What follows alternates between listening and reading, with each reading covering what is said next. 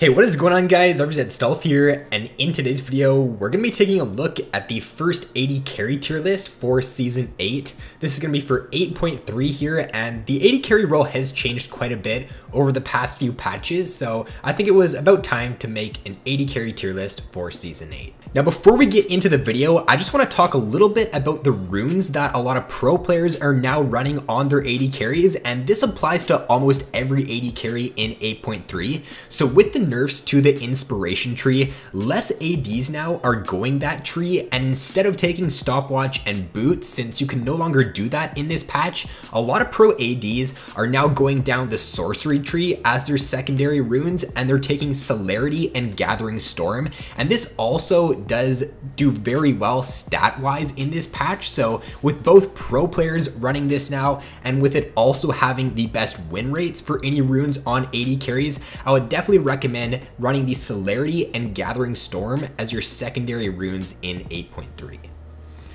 So to start it off, in the tier 1 for this patch is going to be Twitch. So Twitch is definitely pretty sleeper in my opinion in patch 8.3, meaning that he's not really seeing a whole lot of play so far, but he is definitely one of the stronger AD carries, with a bunch of other ADs in the past few patches getting nerfs like Vayne, Ezreal, Kog'Maw. It means that a lot of these other AD carries are just getting indirectly stronger, and also in the meta we're in right now with a lot of these range supports being played in solo queue, Twitch is super good with those kind of supports. The Lulu, the Janna, the Nami, all of those supports that can just do a really good job at peeling for him and keeping him safe during team fights just allows Twitch to have a ton of success once he does get 3 items and once you start hitting those mid to late game team fights. And then because a lot of these stronger early game AD carries just aren't really being played in this meta, Kalista, Draven, and Miss Fortune actually have very low pick rates in this patch, and that means Twitch's laning phase right now isn't actually that hard to get past.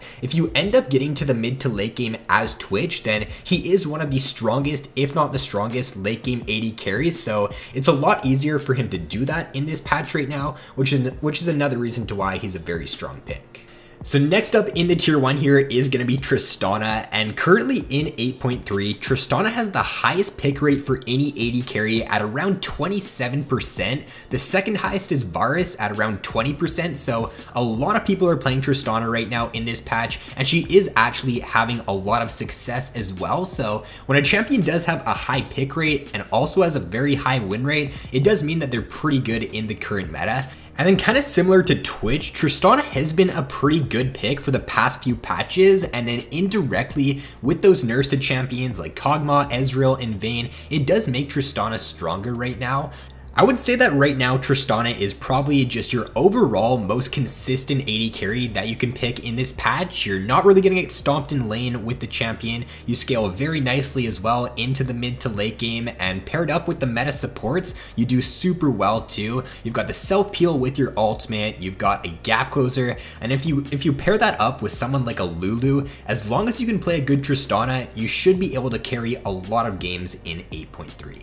And then the final champion to round out the tier 1s for this patch is going to be Varus. So with Kog'Maw getting hit with those nerfs in this patch, if you are looking for an AD carry that spikes pretty early on and that can have a really good impact in the early game, then I'd be playing Varus in 8.3. Rageblade is still super good on this champion. If you can get that item before the laning phase ends, then you can pretty much out 2v2 any bot lane combo in the game, especially if you have them paired up with someone like a Lulu and she completes her Ardent as well before the laning phase ends, then you're going to have a very good chance at just snowballing the early game out of control.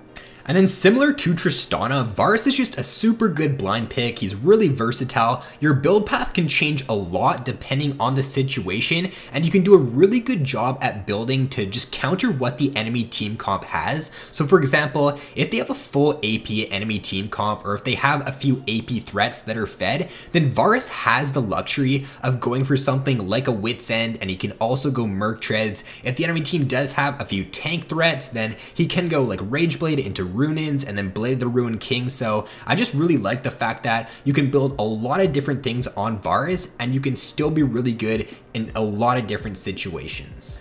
So heading over to the tier 2s now, there's quite a few champions in the tier 2 for this patch. These are going to be the strong picks, so they're definitely really good. They're just not as blind pickable in my opinion as the champions in the tier 1, and they're just a little bit weaker than the tier 1 champions. So I think that Draven and Caitlyn are definitely pretty underrated in 8.3. With Relic Shield being gone now, it means that these early game AD carries do actually have the potential to make an impact in the early game. So if you can play a Draven well and a Caitlyn well and you know how to pressure early game, then I think that they are definitely pretty strong picks now in 8.3. With a lot less AD carries going for that stopwatch now in the laning phase 2, it does mean that it's a lot easier for you to actually kill them in the laning phase. If you've got them under tower and you're looking to dive them, then you're just gonna have a lot more success at pulling off that dive in this patch, and it's gonna be a lot easier to get a snowball going a lot of the time. And then as for Jinx here, Jinx is definitely on the verge of moving into tier 1. I think that she is still just a little bit weaker than the Twitch and Tristana as for like strong mid to late game AD carries. She does definitely synergize pretty well right now though with the Lulu and the Janna, so I think that Jinx does have the potential to be in tier 1 for this patch, but I still do think she's a little bit weaker than those AD carries in the tier 1.